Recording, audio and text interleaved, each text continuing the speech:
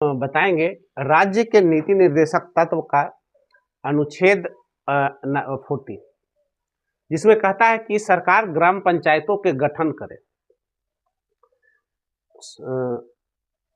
राज्य के नीति निर्देशक तत्व संविधान के अनुच्छेद 40 के तहत यह निर्देश देता है कि राज्य क्या करे, राज्य या सरकार जो है ग्राम पंचायतों का गठन करे। अब यहाँ देखना है कि अनुच्छेद 40 बताने से पहले अनुच्छेद 37 में मैंने चर्चा किया था कि राज्य के नीति निर्देशक तत्व जो है वह परिवर्तनीय नहीं है।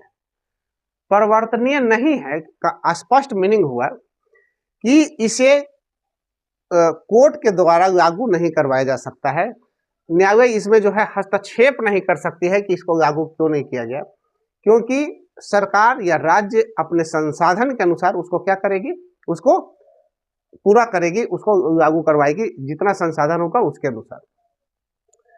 लेकिन स्पष्ट रूप से कहता है, अनुच्छेद 37 में भी इस बात का वर्णन है कि राज्य का यह नैतिक कर्तव्य होगा कि जन कल्याणकारी राज्य की स्थापना के लिए क्या करे, राज्य के नीति निर्देशक सिद्धांतों को लागू करे।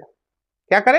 अब देखिए साफ साफ है, मीन्स कहने का मतलब यह हुआ कि सरकार या राज्य को कानूनी बाध्यता नहीं है, बट राज्य का नैतिक कर्तव्य होगा कि जन कल्याणकारी राज्य की अगर स्थापना चाहते हैं तो उस कंडीशन में आपको राज्य के नीति निर्देशक तत्वों को लागू करना क्या होगी, जरूरी होगी। इसी के तहत अनुच्छेद 40 में सरकार ग्राम पंचायतों का गठन करने का सरकार को, अनुच्छेद 40 के तहत सरकार को क्या करती है, ग्राम पंचायतों को गठन करने की क्या देती है, निर्देश देती है। अब देखिए इससे होगा क्या, ये इस चीज को समझना है।